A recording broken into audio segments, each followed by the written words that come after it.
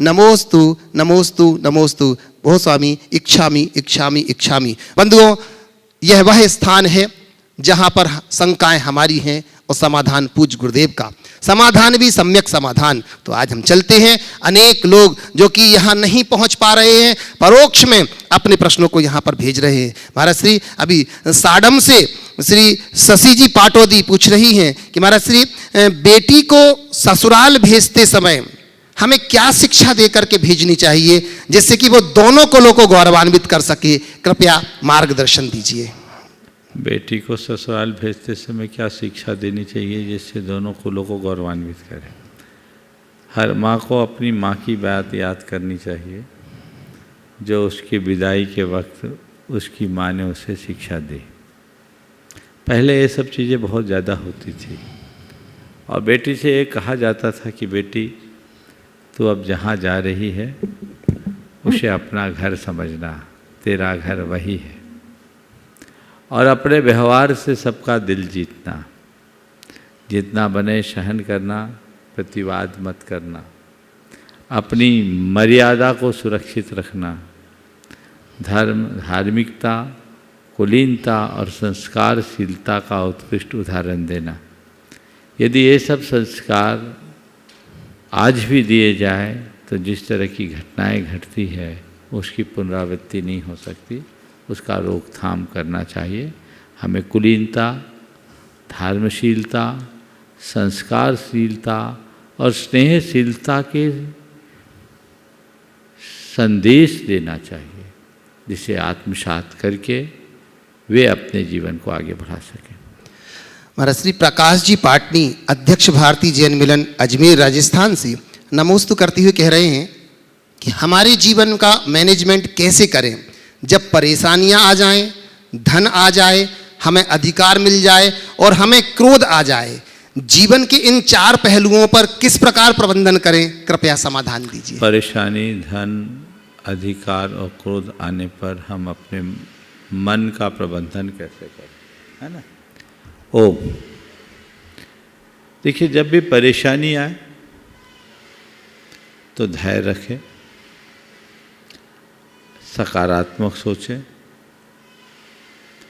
और चीज़ों को सही दृष्टिकोण से देखने की कोशिश करें। धन अधिक आने पर उसके सदुपयोग करने की बात सोचें, उसे नश्वर माने, क्षण क्षयी माने, जब तक है तब तक है, इसका कोई ठिकाना नहीं, मुझे धन का सदुपयोग करना है। अधिकार मिलने पर अपने कर्तव्य की बात सोचें और क्रोध आने पर अपने विवेक को जगाने का प्रयास करें। ओम, उसको बुला लो युवान। मैं प्रत्यक्ष में यहाँ पर उपस्थित है, मैं निवेदन कर रहा हूँ। भाई युवान जी जयपुर से हैं, अपना प्रश्न रख रहे हैं। भाई युवान।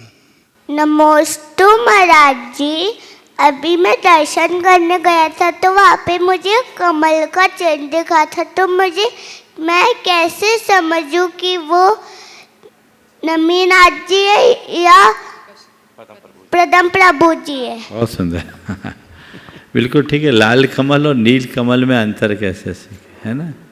तो देखो, पदम प्रभु भगवान के चिन्ह को जब देखेंगे तो कमल बिल्कुल खिला हुआ होगा। कैसे होगा? खिला हुआ। और नेमिनाथ भगवान के कमल को देखेंगे तो ऐसा होगा। समझ गए? तो जो पूरा खिला हुआ हो वो पदम प्रभु भगवान का लाल कमल, और जो आधा खिला हो वो नेमिनाथ भगवान का नील कमल। समझ गए?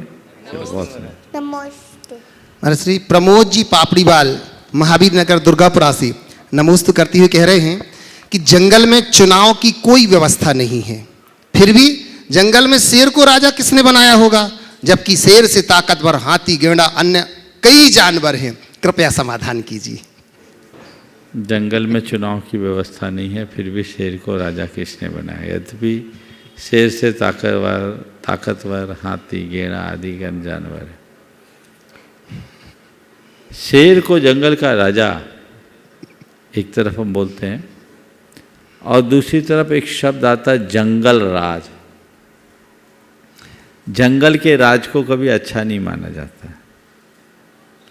मैं समझता हूँ जंगल राज का मतलब क्या है? जहाँ कोई कानून नहीं, जहाँ कोई नियम नहीं, जिसकी दम उसकी बम, जो जिस पर हावी हो जाए उसका ही राज। शेर को राजा बनाया गया है। शेर अपने चपलता, शेर अपने पराक्रम के बल पर हाथी गेड़ा को भी पस्त कर देता है, और जो अपना पराक्रम प्रकट कर लेता है वो राजा अपने आप बन जाता है। नितिन जैन बिलोनी बागपत से नमोस्तु करते हुए कह रहे हैं, गुरुदेव, एक पिता की डायरी में लिखा था कि मेरा बेटा तब तक मेरा है जब तक उसको पत्नी नहीं मिल जाती, लेकिन मेरी बेटी तब तक मेरी है जब तक मेरी जिंदगी खत्म नहीं हो जाती। तो महाराज श्री, मेरी शंका यह है कि फिर भी हर पिता के मन में बेटा पाने की चाहत क्यों होती है? कृपया समाधान कीजिए। बहुत अच्छा वाक्य है। मेरा बेटा तब तक मेरा है जब तक उसे पत्नी नहीं मिल जाती, और मेरी बेटी तब तक मेरी है जब तक उसकी उसके प्राण नहीं। क्या अंतिम वाक्य क्या है? मेरी बेटी तब तक मेरी है जब तक मेरी जिंदगी खत्म नहीं हो जाती। मेरी जिंदगी खत्म नहीं हो जाती। बिल्कुल सही है। और ये जो सवाल है कि फिर भी लोग बेटे की तरफ ज़्यादा रुझान क्यों रखते हैं, बेटी की तरफ रुझान कम रखते हैं, इसकी वजह क्यों? देखिए, मुझे ऐसा लगता है इसके दो कारण हैं। एक तो मन में लोभ है, वह है वंश का लोभ। बेटे से वंश बढ़ता है। और हमारे देश में एक उक्ति चली जो बहुत लंबे समय तक, अपुत्रस्य का गति। जिसका कोई पुत्र नहीं है उसका श्राद्ध तर्पण कौन करेगा, उसको मोक्ष नहीं मिलेगा। ये वैष्णव परंपरा में मान्यता रही। ये मान्यता पुत्र के प्रति रुझान बढ़ा दिया। यद्यपि जैन शास्त्रों में पुत्रों के साथ पुत्रियों को भी बहुत महत्वपूर्ण स्थान दिया गया है। और भगवान ऋषभदेव ने तो अपने पुत्रों की तुलना में पुत्रियों को प्रमुखता से पढ़ाया। अक्षर और अंक विद्या उनने ब्राह्मी और सुंदरी को दिया। तो ये जो हमारे यहाँ एक काल में ऐसी मान्यता थी, उसका एक प्रभाव था। बेटी तब तक मेरी है जब तक मेरी जिंदगी है। इसके पीछे कारण ये है कि जब कोई हमसे दूर चला जाता है तभी उसका सही एहसास होता है।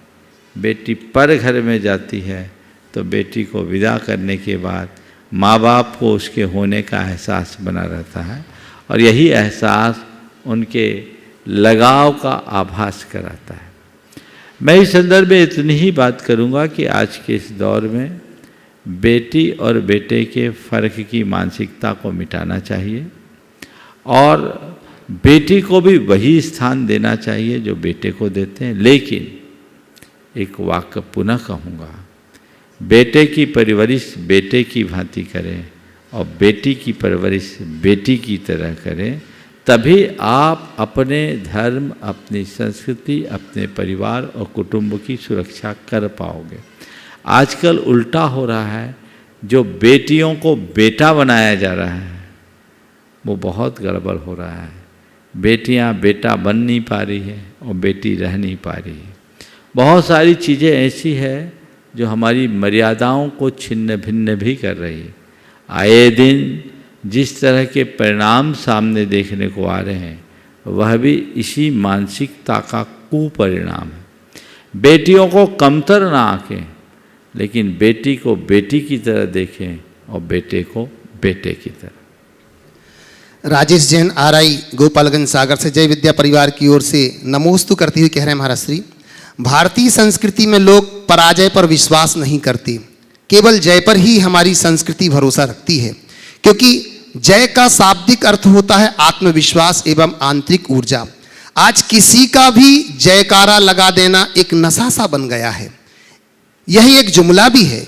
यह नशा और जुमला हमारे जीवन में क्षणिक और काल्पनिक आनंददायक होता है, सफलता प्राप्त करने की सबसे उत्कृष्ट सीढ़ी जैसा दिखाई पड़ता है। यह नशा हमारे जीवन से कैसे दूर हो, कृपया मार्गदर्शन दीजिए। देखिए, बात बहुत अच्छी रखी है और भारत की संस्कृति में जय को महत्व दिया गया है और आज भी हमारे यहाँ जय गान किया जाता है, जय गान की परंपरा है। प्रश्नकार ने जयगान के संबंध में जय का जो अर्थ किया, आत्मविश्वास और आंतरिक ऊर्जा, ये जय का एक अर्थ है। और ऐसा जय जो अपने अंदर पाते हैं वो आंतरिक ऊर्जा से भी भरते हैं, आत्मविश्वास से भी। लेकिन ये बात जय के वास्तविक अर्थ से कुछ भिन्न दिखती है। जय का मतलब है जीतना, जीतना, जय पाना, जीत लेना। किसको? अपने दोषों और दुर्बलताओं को। और जो व्यक्ति अपने दोषों और दुर्बलताओं को जीतता है वही आंतरिक ऊर्जा से संपन्न होता है और उसका ही वास्तविक आत्मविश्वास प्रकट होता है। लेकिन आपने कहा एक जुमला बन गया है। हो सकता है कुछ जगह ये जुमले के अर्थ में है, लेकिन सही पथ पर चलने वाले व्यक्ति जिसका जीवन जयशील हो, जो त्याग तप संयम के क्षेत्र में आगे बढ़ चुके हैं, बढ़ रहे हैं, उनका जयगान हमारे अंदर की श्रद्धा को प्रगाढ़ बनाता है, हमारे लिए एक आंतरिक प्रेरणा का आधार बनता है। इसलिए जिस किसी की जय मत करो, लेकिन जिनका जीवन जयशील हो उनके लिए सतत जय कहो, यह कहकर कि वे जयशील हो। जैन परंपरा में पारस्परिक अभिवादन के रूप में एक शब्द का प्रयोग होता है। वो क्या है? जय जिनेंद्र। क्या है? जय जिनेंद्र। जय जिनेंद्र जब हम बोलते हैं, इसे एक अभिवादन के अर्थ में लिया जाता है। सामने वाला भी जय जिनेंद्र बोलता है। जिनके यहाँ जय राम जी की परंपरा, वो जय राम जी बोलते हैं। ये जय किसी इष्ट आदर्श के नाम के, इष्ट आराध्य के नाम के साथ जय, इसके पीछे एक बड़ी उत्तम भावना है कि हम जय जिनेंद्र बोल रहे हैं, आप भी हमारे प्रत्युत्तर में जय जिनेंद्र बोल रहे हैं। मतलब हम दोनों की आस्था एक है, हमारी आमना एक है, हमारी निष्ठा एक है, हमारी संस्कृति एक है, हमारी परंपरा एक है। इस परंपरा के प्रति प्रतिबद्धता का द्योतक है। हम जिनेंद्र के अनुयायी हैं, तुम जिनेंद्र के अनुयायी हैं, और हम चाहते जिनेंद्र की जय हो, अर्थात हर जगह केवल जिनेंद्र, केवल जिनेंद्र, केवल जिनेंद्र हो। जिन शासन सब जगह फैले, सब भगवान की शरण में आ जाए, ये उदात्त भावना है। इस जयकारे को हम जुमला न कहें। हाँ, जब व्यर्थ के आधारहीन ओछे व्यक्तित्व से जुड़े व्यक्तियों के साथ जब हम ऐसा कहते हैं तो हो सकता है ऐसी बात कही जाए, लेकिन परमात्मा की, गुरु की, अन्य महान आत्माओं की जय से हमारे दिन की शुरुआत होती है, जिसे हमें अपनाना ही चाहिए। इस प्रश्न के बाद तैयार रहेंगे रुचि जी आरव जैन सिंगापुर से।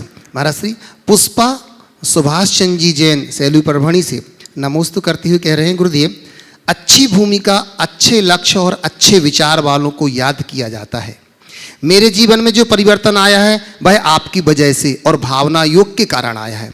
गुरु बिना जीवन शुरू नहीं होता, यह आपसे जुड़ने के बाद ही महसूस हुआ।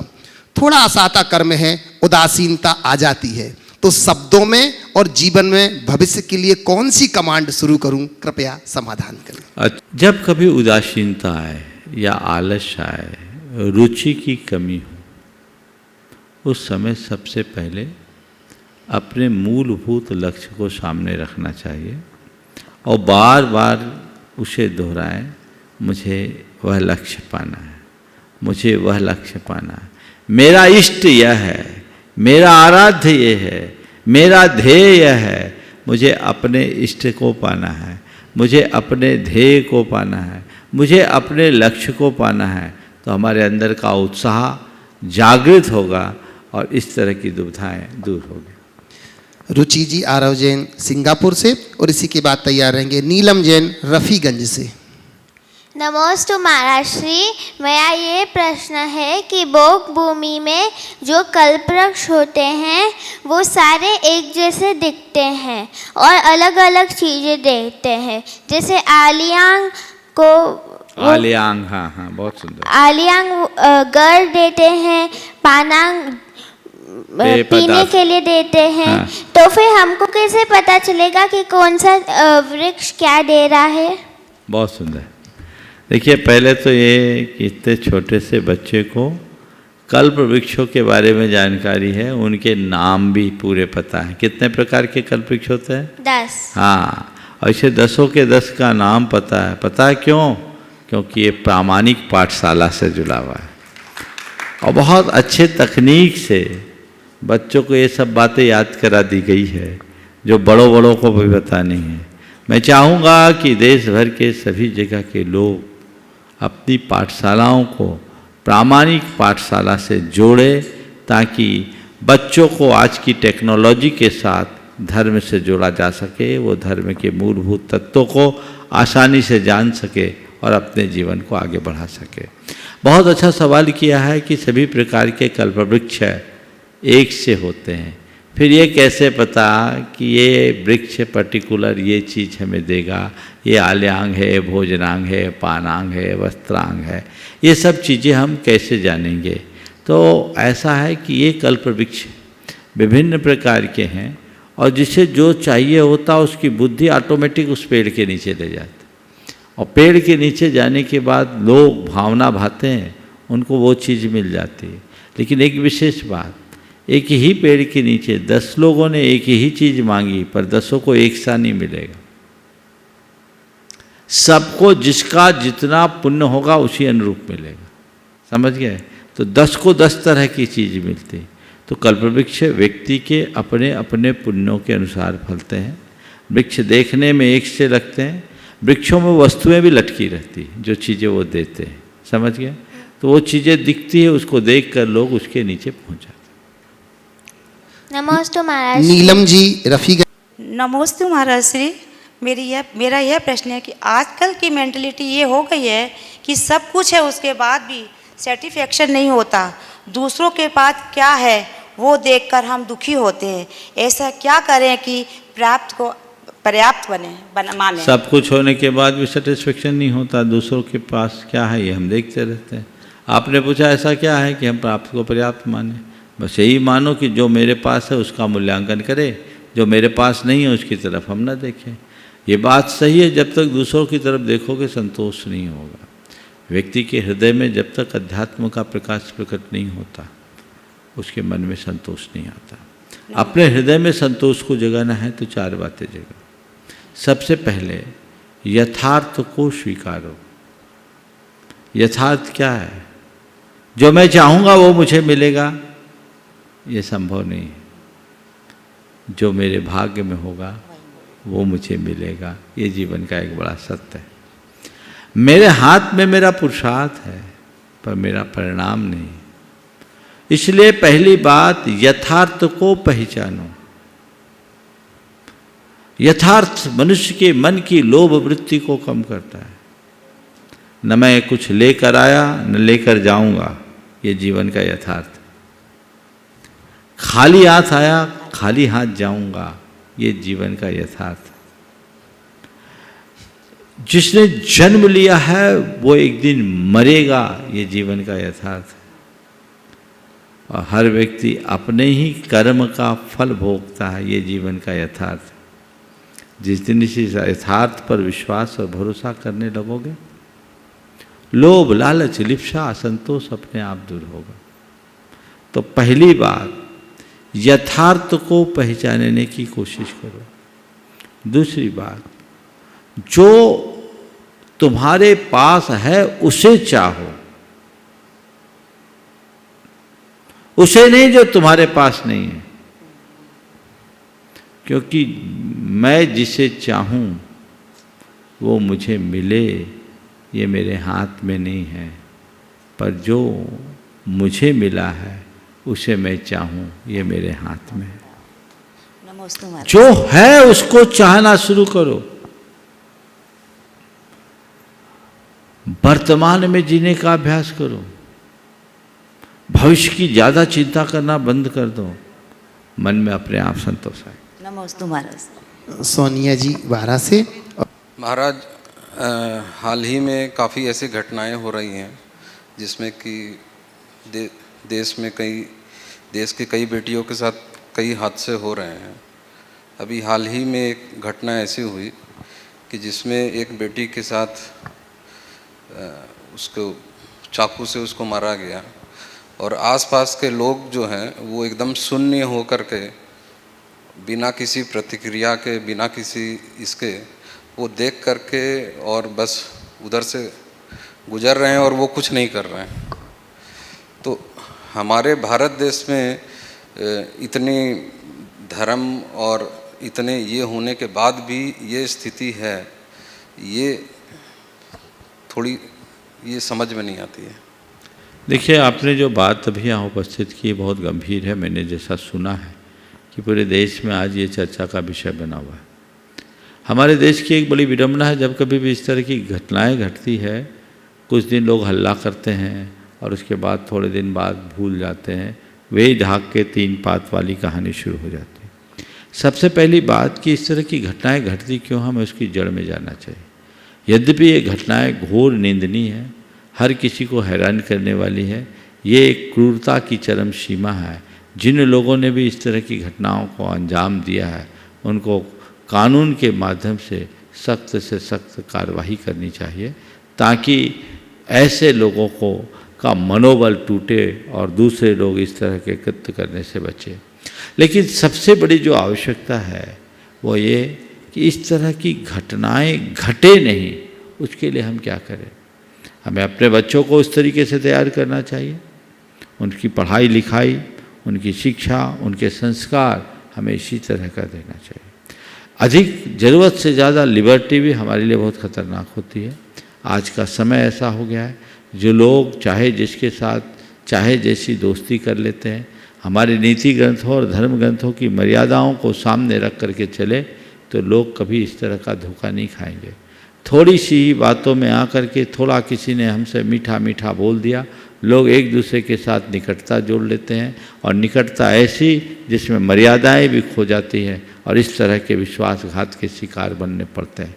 हमें उन्हीं व्यक्ति से मित्रता करनी चाहिए जो मित्रता के योग्य हैं, जिनके शील अच्छे हों, संस्कार अच्छे हों, जो हमारे हित का चिंतक होता हो, जो हमें बुराइयों से रोकता हो। हमें ऐसे व्यक्ति के साथ अपनी मित्रता रखनी चाहिए।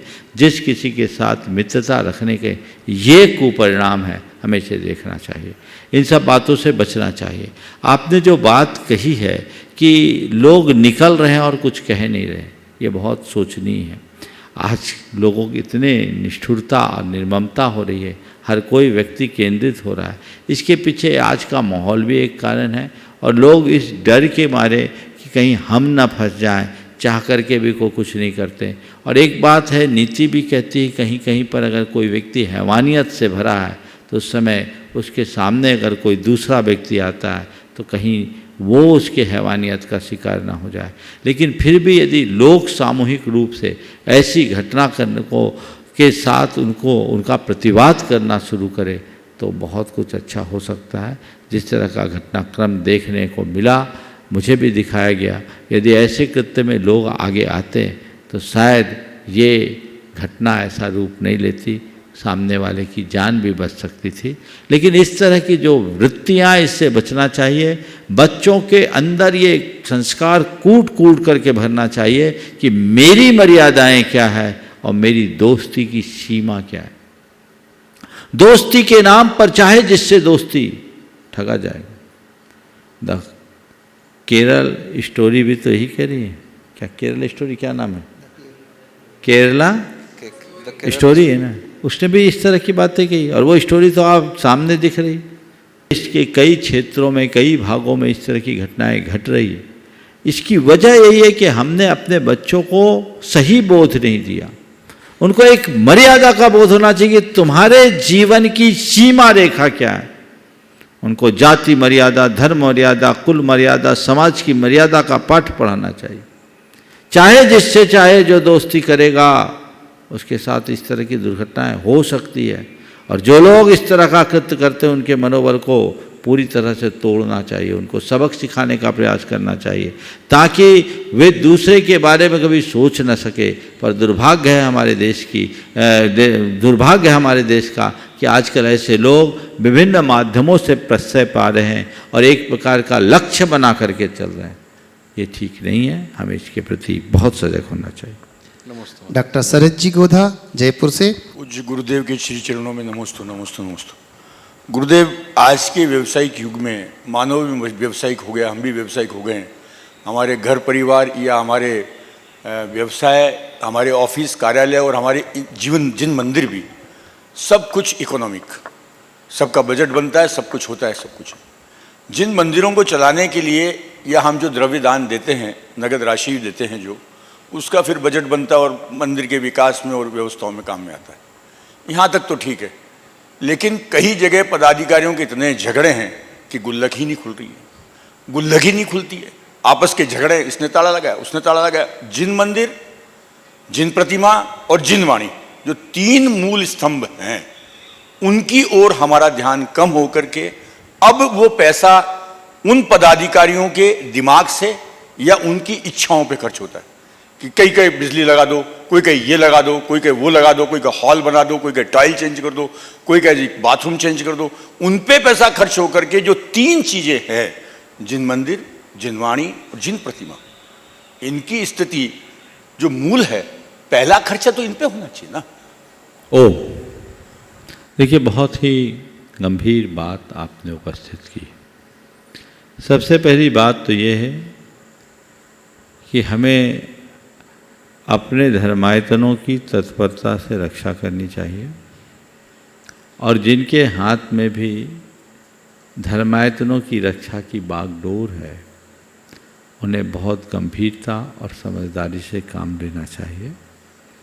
उन्हें इस बात को सदैव याद रखना चाहिए कि मंदिर का जो धन है वो पैसा नहीं है, वो देव द्रव्य है जिसे हमारे यहाँ निर्माल्य माना गया है। पैसे का आप चाहे जैसे उपभोग कर सकते हैं, पर निर्माल्य का उपभोग तो महापाप है। जो व्यक्ति भी प्रत्यक्ष अप्रत्यक्ष रूप से निर्माल्य का उपभोग करता है, 7 जन्म की दारिद्रता को आमंत्रित करता है, वो अपने भाव को बर्बाद करता है। इसलिए ऐसा कभी नहीं होना चाहिए।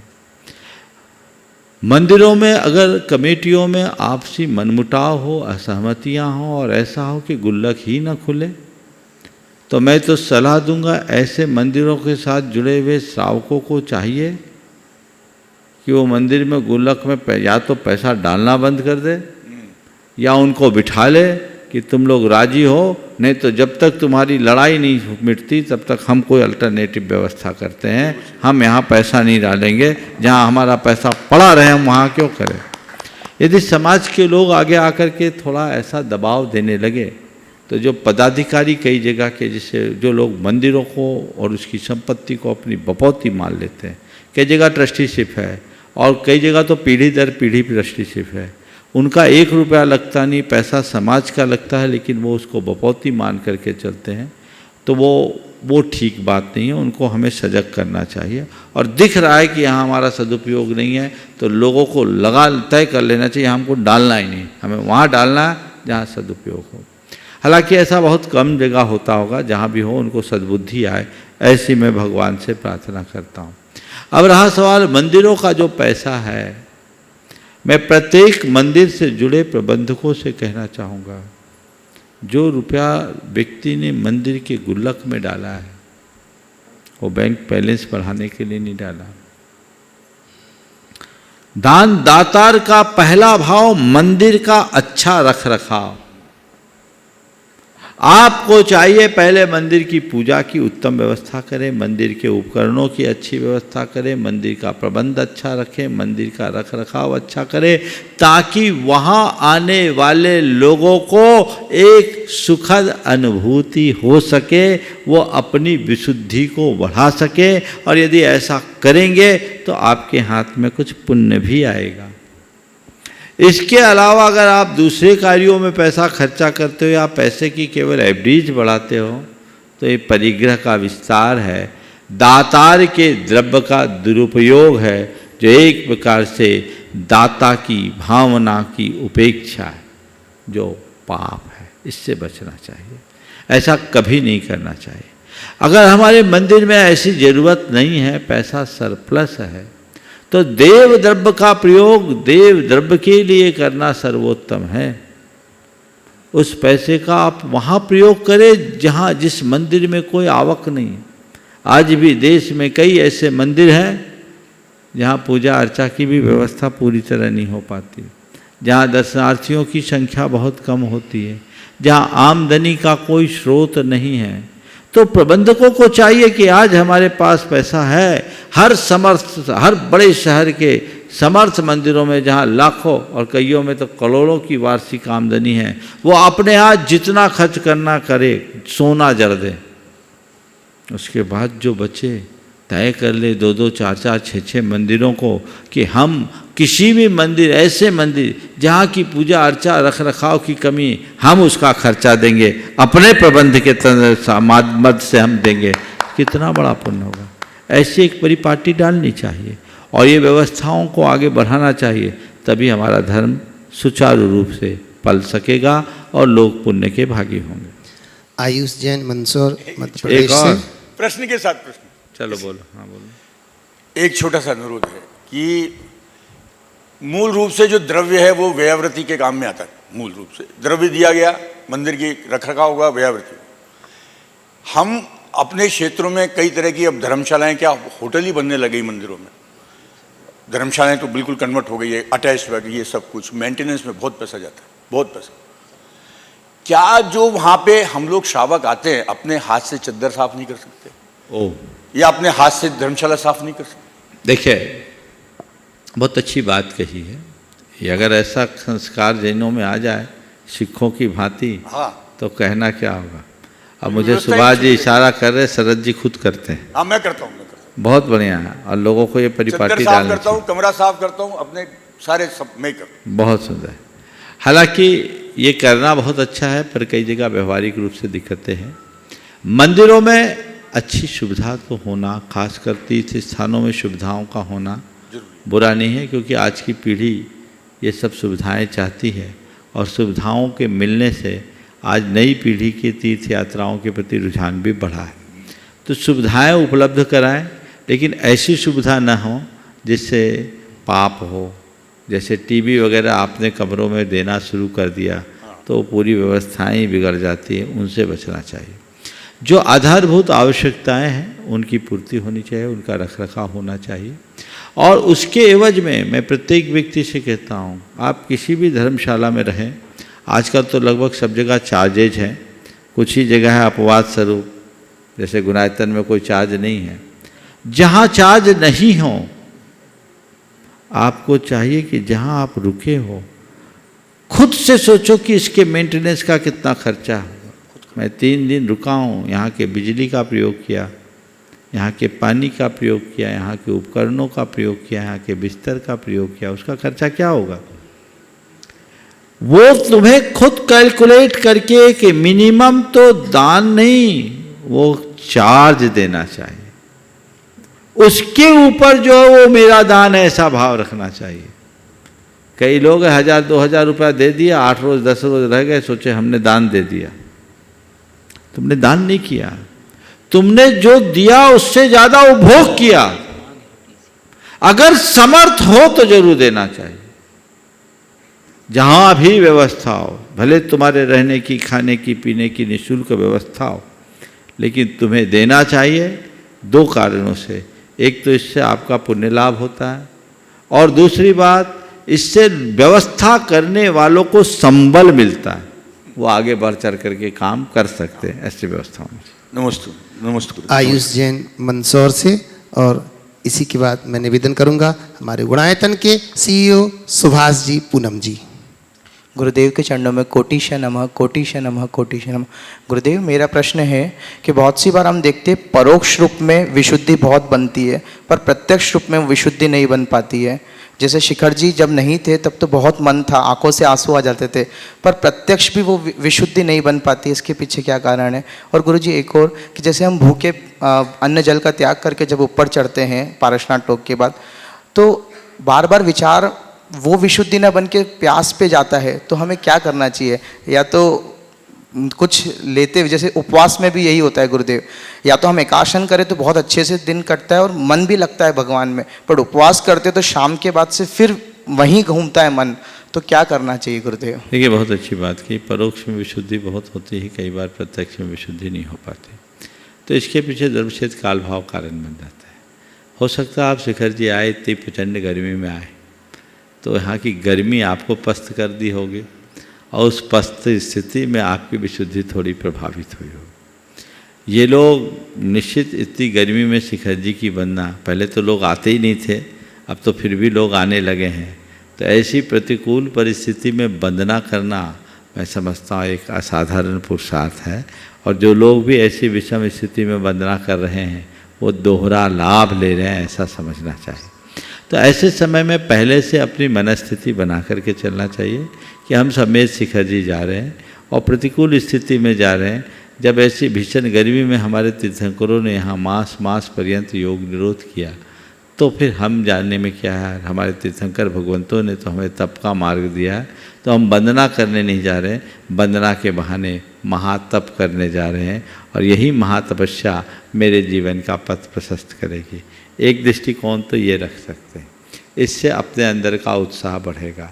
जहाँ तक पर्वत पर खाने पीने की बात है, तो अपनी शक्ति के अनुसार काम करना चाहिए, लेकिन जहाँ तक बने पर्वत पर कुछ भी खाए पिए नहीं, और लेना भी पड़े तो पूरी वंदना के बाद जल लें।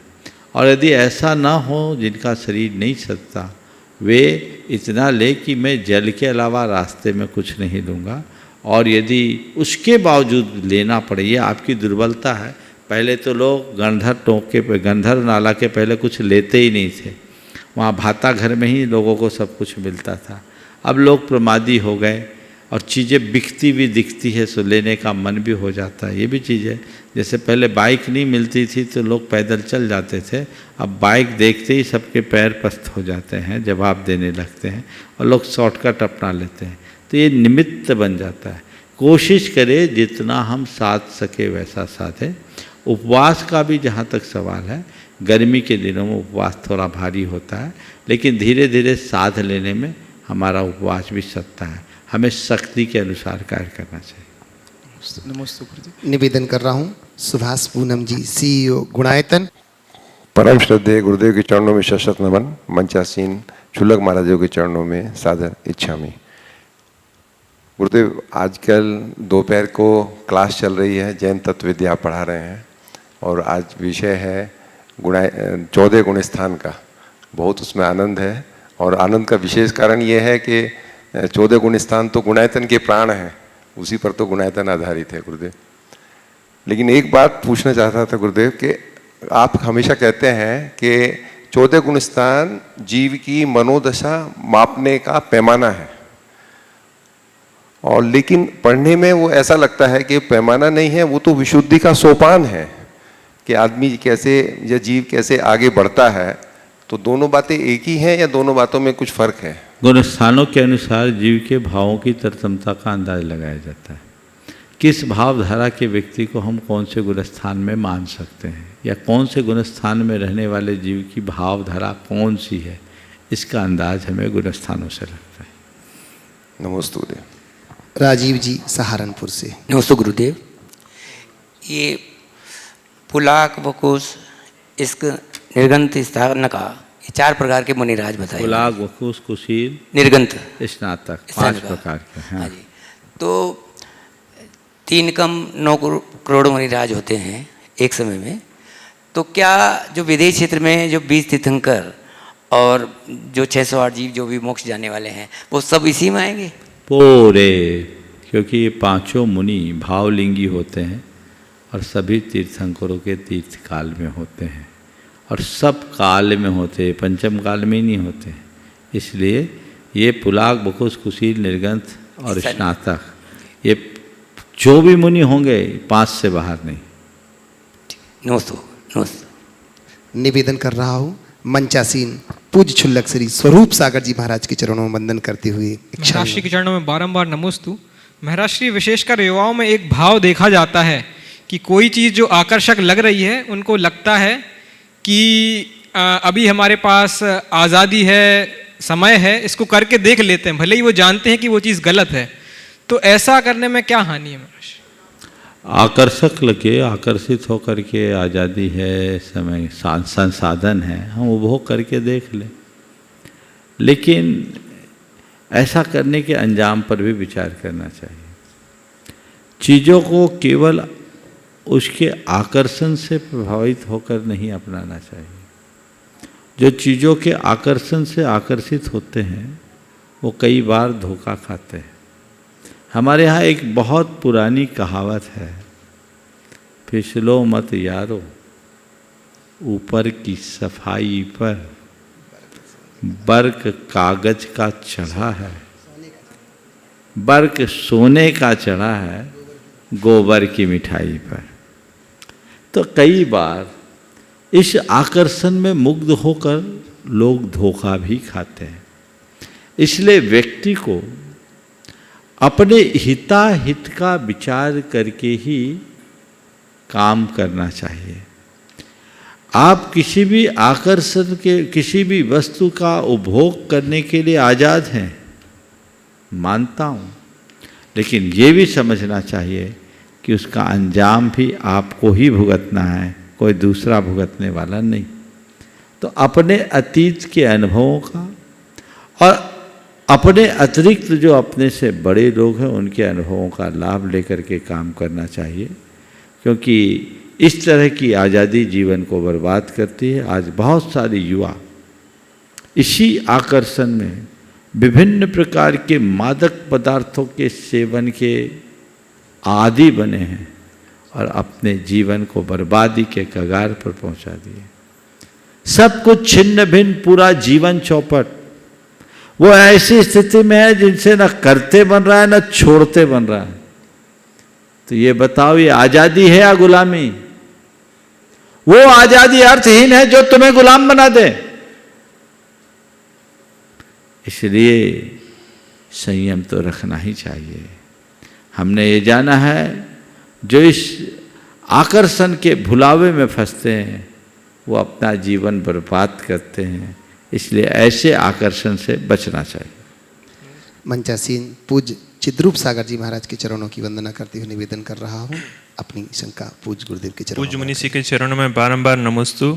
महाराज जी, प्रायः देखा जाता है लोग अपने घर पर, अपनी दुकान में शुभ लाभ लिखते हैं, लेकिन जब आचरण देखते हैं तो उनका जिस तरह से भी बने वो लाभ लेते हैं और लाभ को शुभ मानते हैं। तो महाराज जी, वो शुभ लाभ की युक्ति को कैसे अपने जीवन में लेके आए? बहुत अच्छी बात है। हमारी संस्कृति की एक बड़ी विशेषता है, हम शुभ लाभ लिखते हैं, शुभ, मंगल, कल्याण और श्रेष्ठता का, उत्तमता का द्योतक। तो हमारे यहाँ शुभ के बाद लाभ है। लाभ को शुभ नहीं कहा, शुभ को लाभ कहा है। तो वही लाभ हमारे लिए उपयोगी है जो शुभ हो। आजकल लोग शुभ लाभ की जगह लाभ में ही शुभ देखने लगे, तो उसका परिणाम है जिनकी सोच पूरी तरह अर्थ पर केंद्रित होती है, जो पैसे को ही सब कुछ मानते हैं, उनके लिए लाभ में शुभ दिखता है। पर जो परमार्थ को पहचानते हैं वो शुभ में लाभ देखते हैं। अगर शुभ लाभ होगा तो निज पर का भला होगा, और तुम्हारा लाभ अशुभ हो गया तो जीवन बर्बाद होगा। इसलिए इस बात को सदैव ध्यान में रखना, जो तुम्हारे लिए वांछित है उसका लाभ हो, पर इस बात को कभी मत भूलो कि वह शुभ भी हो अशुभ न हो। निवेदन कर रहा हूँ मंचासीन पूज्य चुल्लक श्री समादर सागर जी महाराज के चरणों में वंदन करते हुए। नमस्तु महाराज जी, आपको कोटि से नमस्तु। महाराज जी, जब रामचंद्र जी को राजगद्दी मिलने वाली थी और सुबह उनको वनवास हो गया, तो महाराज जी प्रश्न ये है कि सूर्य को ग्रहण लगता है, चंद्र को ग्रहण लगता है, तारों को भी ग्रहण लगता है, ऐसे सभी ग्रहों को ग्रहण लगता है, फिर भी लोग वहाँ जाते देखे जाते हैं, लोगों के हाथ दिखाते हैं, अपने हाथों को दिखाते हैं, और यहाँ तक कि लोग अपने हाथों में मड़ियों को पहनते हैं, पत्थरों को पहनते हैं। तो जी ऐसा है क्या, क्योंकि ग्रह है क्या और इनका क्या परिणाम है, समझाए नमस्तु। देखिए, हमारे यहाँ एक उक्ति है, कर्म गति तारे नाही टरे, योगी वशिष्ठ सम ज्ञानी पंडित, बची बची लगन धरे, कर्म गति तारे नाही टरे। बिल्कुल रामचंद्र जी के विवाह का मुहूर्त निकला था, लेकिन विवाह के बाद ही परिस्थितियां पूरी बदल गई। उनके राज तिलक का मुहूर्त था, वनवास हो गया। आपने कहा कि सूर्य चांद सबको ग्रहण लग जाते हैं, तो ये ग्रह नक्षत्र हमारा क्या करते हैं। मैंने अनेक बार इस संदर्भ में अपना अभिमत प्रकट किया है कि इस तरह से ग्रह नक्षत्र को के पीछे भागने से कोई लाभ नहीं है। ये जितने भी ग्रह नक्षत्र हैं वे न तो हमारा बिगाड़ करते हैं न सुधार करते हैं। सबसे पहली बात तो नवग्रह की है। नवग्रह जैन धर्म के अनुसार 9 ग्रह तो है ही नहीं, जैन धर्म के अनुसार 88 ग्रह। 9 ग्रह तो जैन धर्म का शब्द ही नहीं है। बाद के काल में लोगों ने नवग्रहों को पूजना शुरू कर दिया, जबकि ये कुछ नहीं है, इनकी एक केवल भूमिका है। क्या है? लोक में एक उक्ति, यत् पिंडे तद ब्रह्मांडे। जो तत्व हमारे शरीर में वही तत्व ब्रह्मांड में। ब्रह्मांड के जो तत्व हैं उसका मूल आधार सौर मंडल है, क्योंकि ऊर्जा के केंद्र है। और सौर मंडल के अपनी एक संचार की गति है, वो अपने पथ पर भ्रमण करते रहते हैं। उनका अपना चार क्षेत्र है, उस रूट पर वो मूव होते रहते हैं। उनके परिभ्रमण से ब्रह्मांड के तत्वों में परिवर्तन होता है, और जब ब्रह्मांड के तत्वों में परिवर्तन होता है तो हमारे शरीर के तत्वों में भी परिवर्तन हो जाता है। तो हमारे ज्ञानियों ने एक विज्ञान विकसित किया ज्योतिष के रूप में कि कौन से व्यक्ति के जीवन की स्थिति क्या होगी, तो इनके साथ इनका कैसा समीकरण होगा। सूरज चांद आदि जितने भी ग्रह नक्षत्र उनका 4 क्षेत्र बना हुआ है। आज से 1 लाख वर्ष बाद वो कहाँ रहेंगे, कब रहेंगे, सब आज गणित है। तो व्यक्ति के जन्म के हिसाब से उसकी जन्मपत्री बनाई गई, गोचर बनाया गया और सांकेतिक रूप से लिख दिया गया, और विभिन्न ग्रहों के नामकरण के साथ उसे जोड़ दिया गया। इसका ये ग्रह है, इसकी महादशा, इसकी अंतरदशा, इसकी प्रत्यंतर दशा, इसकी विश्वोत्तरी दशा, और ये बहुत सारी चीज़ें उसमें जुड़ गई। एक प्रतीकात्मक था, वो ग्रह नक्षत्र का कोई रोल नहीं, केवल ये था कि इस ग्रह की दशा ये है तो इस समय जन्म लेने वाले व्यक्ति का इस काल में ये परिणाम आएगा, क्योंकि उसके अंदर ऐसे तत्वों की प्रधानता हो। तो उसके लिए क्या करें, तो अपनी विशुद्धि बढ़ाओ और कुछ ठीक करो जितना संभव है। तो कुछ बाद में ढकोसले जुड़ गए, लोगों को पैसा कमाने का जरिया मिल गया, तो ग्रहों को पूजवाना शुरू कर दिए और विभिन्न प्रकार के ग्रह नक्षत्रों को पूजवाना शुरू कर दिए, पत्थरों को पूजवाना शुरू कर दिए। और लोग का एक भ्रमपूर्ण विश्वास हो गया कि ये ग्रह हमें परेशान कर रहे तो इनकी पूजा करो, ये ग्रह हमें परेशान कर रहे तो उनकी पूजा करो। भगवान धरे रह गए और ग्रहों को लोग पूजना शुरू कर दिए। ये कतई उचित नहीं। जैन आचार्यों ने इस व्यवस्था को भांपते हुए एक बहुत अच्छी तरकीब निकाली, जब सब ग्रह नक्षत्र के पीछे भागने लगे मध्यकाल में 10वीं 11वीं शताब्दी में, तो हमारे जैन आचार्यों ने तीर्थंकर प्रतिमाओं के नीचे इनको अंकित कर दिया बंदा मुद्रा में कि ये भी इन्हीं को पूजते हैं, इसलिए तुम्हारे जीवन में कोई आफत विपत है तो उनको मत पूजो, जिनको ये पूजते हैं उनको पूजो। समझ गए? आप देवगढ़ में सिरोंजी में जाओगे तो प्रतिमाओं के नीचे इनका अंकन है वंदना मुद्रा में। तो कुल मिलाकर इस तरह की बातों से कोई सार नहीं है, हमें इनसे बचना चाहिए। विभिन्न प्रकार के आजकल तो पत्थर नग वगैरह का भी बहुत चलन है, उनका प्रयोग करें, लेकिन ये आजकल धंधा बन गया। हर ज्वेलर की दुकान के साथ एक बाबा जुड़ गया है।